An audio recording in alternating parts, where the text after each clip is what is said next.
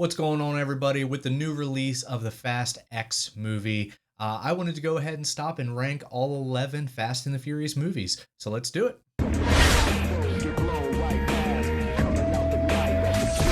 Starting off this list at number 11 is F9. Now, I have to admit, I skipped this movie. Okay? I skipped it. I didn't watch it in theaters, so that might have something to do with it. It's one of the only ones I believe that I haven't seen in theaters.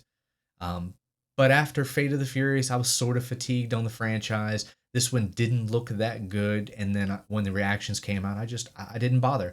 I only watched it right before I went to see Fast 10, and it was as bad as I thought it would be. Now there are moments that got chuckles out of me. There are moments that are okay, but when you say that about a movie, that's not a ringing endorsement. Okay, there's too many moments of pure and utter ridiculousness. I'm all for turning off my brain and just having mindless fun, but a car grabbing a rope and swinging across a ravine area to another cliff, um, a regular ass car going to space. I mean, guys, I can't turn my brain off to -10. Okay, I can turn it to 0. I can't turn it to -10. So I just have too many problems with this movie. I watched it a few days ago, and it's bad. Okay.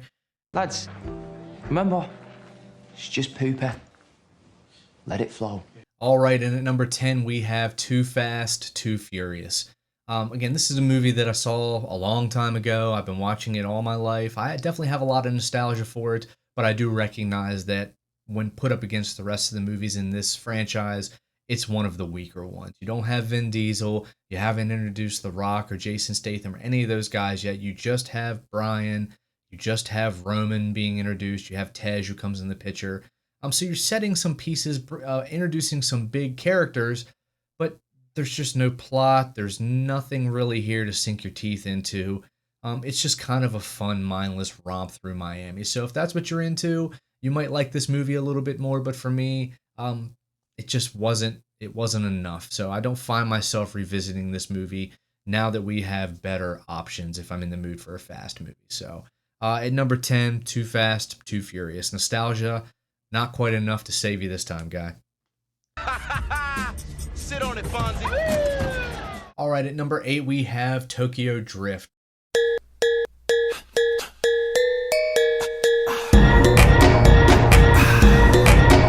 I think that a lot of people unfairly dismiss this movie. It's, again, not going to be super high on my list, but it's not because it's bad. It's just because I enjoy some of the other entries a lot more. This one just feels removed from the others. I know we get the Vin cameo at the end. I know it introduces Han, but that it was only because of his charisma that he became a bigger part of the greater franchise. That was not intended. This was supposed to be an anthology movie. This was just supposed to be a small scale high school angsty street racing movie, drama movie. So again, for what it's supposed to be, it works. But with the way they kind of retooled the franchise moving forward and brought some of those guys into it, it's cool. It helps Tokyo Drift work a little bit better, but it's just going to be number 9 on the list. Tokyo Drift, again, good movie, not great. Number 8 on the list is going to be The Fate of the Furious, Fast 8, F8, whatever you want to call it. These names are ridiculous, but it's the 8th movie in the franchise. They are running out of steam at this point. So what are we going to do? We're going to make Dom the bad guy, and we're going to make it seem like he's actually the bad guy, even though we all know that there's something going on that's making him do all this bad stuff. So you have a situation where you've just arguably made one of the best, if not the best, movies in the franchise in Furious 7. You might have should have stopped there. We come back. We don't have Brian because of the tragic passing of Paul Walker. You put Vin Diesel on the other side, on the bad guys. So now you have the family without either one of their leads. Like, it just feels like it's missing heart. The movie's missing heart, it's missing soul, and it's trying to replace it with subs and nuclear explosions and things like that in these really over the top action sequences. This is the movie where they really, really lost me. 7 had some moments, but I could get over it. 8 and beyond, they've just completely went over the top. Over the top. I mean, again, the finale, they're racing a nuclear sub, for crying out loud, on ice. So The Fate of the Furious just didn't quite work for me. I am a big fan of Charlize Theron's Cypher. I think that she was an amazing addition, and I think she gets better as the movies go on. But for this one in particular, again, bad guy Dom just didn't work for me. I'm sorry. All right, and at number 7 we have Fast and Furious Part 4 in this gigantic franchise. So this movie is the one, Vin Diesel comes back, so now we're pivoting away from the anthology idea. We've got the main family, the main players back together. We've got Brian, we've got Dom, we've got Mia, and they're trying to figure out what happened to Letty, who killed Letty. This movie is definitely built around trying to be a mystery, but they don't do a very good job of giving us any kind of mystery. Everything is pretty well obvious to the viewer, at least. So the reveals and the story just doesn't work when you have an entire movie based around reveals and twists and turns, and we all just kind of know where we're headed. We know what's going on. So again, you have to give this movie credit because it definitely started pivoting towards what we would get in Fast Five, but it had a lot of great ideas. We were on the verge of greatness. We were this close. Right, now number 6 on the list is Fast X. Now I just saw this movie the other day, and it did restore my faith in the franchise a little bit. They were losing me with 8 and definitely 9. And the only reason I went and saw this movie is because a couple of people that I trust told me that it was actually pretty solid. So I went and saw it, and by the end of it, I was ready for the next one. Now, it's a little bit cheap because there is a cliffhanger, spoiler alert. But I think most people expected that because they announced that this was at least going to be a 2 or 3-parter to finish out the franchise. So we knew we were getting at least one more, maybe 2 more movies. I knew there was going to be a cliffhanger, so it did not surprise me. But you've got Jason Momoa just chewing every piece of scenery he can find. This is the best villain in the franchise. Maybe tied with Brixton. I don't know. Idris Elba and Hobbs and Shaw was pretty amazing too. But at least in the greater franchise, the main franchise, Dante Reyes is definitely the number 1 villain in this franchise. He is amazing. He makes this movie. All of the action sequences are pretty cool, and it's fun to see the team lose. I know that seems kind of malicious, but in a franchise where they seem completely bulletproof, Roman even points that out. It's nice to see somebody who is not only as good as them, but maybe even better, and is planning ahead and tricking them and moving them in pieces, and they can't stop them. So I'm really, really, really interested to see where we go from here, and I hope they can stick the landing and finish this franchise off strong. So Fast 10, number 6 on the list, pretty much right smack in the middle. That was awesome! All right, number 5 is going to be Hobbs and Shaw. Now, Jason Statham and The Rock had so much chemistry in Fate of the Furious that of course they were going to get a spinoff.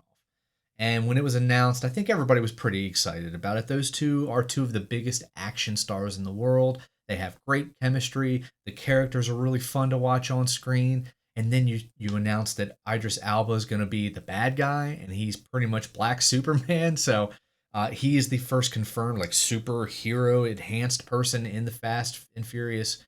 Although Dom definitely should be included in that list, but that's another conversation altogether. But anyway, Brixton is certainly the most capable combatant that any of these guys have ever had to face, and it takes the combined might of both Hobbs and Shaw to take him out. In the meantime, it's just a fun ride. You don't have to worry about any of the car stuff because this is not a movie that's based in the car culture, as any kind of that history in the car culture. It's just a movie that can embrace the over-the-top bombastic style that made Fast and the Furious movies a lot of fun. Access denied. Access denied. Access denied. Access denied.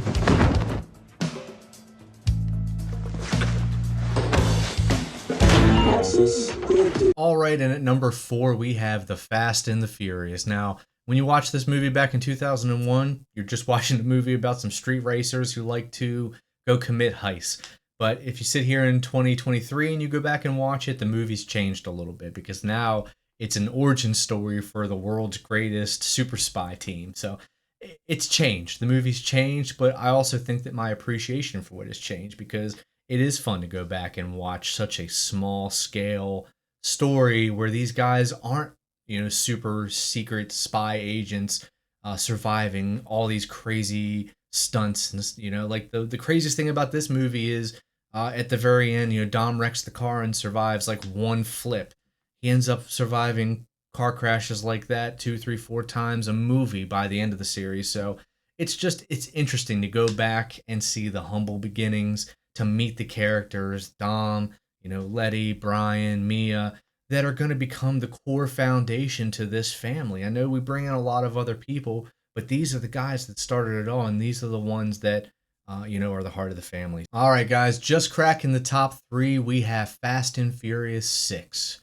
So after the great success of Fast 5, they just continued to build on it. They found the winning recipe. They found what they should have been doing all along. You introduce The Rock, and that's just a shot of adrenaline to this franchise. Then you bring in Luke Evans as Owen Shaw, the big bad in this movie, and he's actually pretty formidable. If not for his older brother coming in later and kind of overshadowing him, I think he would have been in the conversation for best fast villain. But he's definitely a very, very skilled mercenary, so much in fact that Hobbs has to bring Dom and the crew in, promise them pardons, and also lure Dom with the reveal that Letty is not dead like they thought in part 4, but she has amnesia. So again, we've been there before, but if you can allow yourself to just accept that Letty's alive, she has amnesia, and now the guys are going after this team of super spies, and they're kind of crossing over themselves from street racers to people who commit heists to now they're just full-on globe-trotting super spies. I also love that this movie kind of started the trend there for a while where they would bring in like a female UFC fighter for Letty to beat the shit out of. In this one, it's Gina Carano. Obviously, in the other one, it's Ronda Rousey. But it's actually one of the better fight sequences in the movie too. So I'm a big fan of that subway fight, and that's another good part of this movie is all of the action scenes are pretty memorable. You remember the first interaction with Shaw where he has those really cool low ramp cars. You remember the subway fight scene. You remember the tank obviously. So all of the fight scenes, all the action scenes stick with you, which is something that you can't say on all these franchises. So number 3, Fast and Furious 6. Hey, Mia, you better hide your baby or... I'm just playing. You better hide that big ass forehead. I was just joking. Whatever. All right, everyone. At number 2, we have Furious 7. Now, at this point, the franchise is at their peak. They've hit their stride with 5 and 6. They're making 7, and then you have the tragic passing of Paul Walker. It's a worst case scenario for those guys in that situation. So what they were able to do, James Wan and those the actors and the crew, to finish the movie, to give us what we got. Again, for me, it's the second best movie in the franchise, and it's not only because of the emotional send-off. I like the movie. I think it has some of the best action. I think that Deckard Shaw is a really, really fun villain. You didn't need the secondary villain, in my opinion. I was okay with just having Deckard Shaw chasing these guys around and them trying to figure out how to outsmart and outmaneuver this elite, assassin. So I thought the secondary character was unnecessary, but it's fine. It gives us the moment where The Rock can flex out of his cast, pick up the minigun, and then, you have the battle for LA. So it's fine. It's cool. Dom still gets his showdown with Shaw.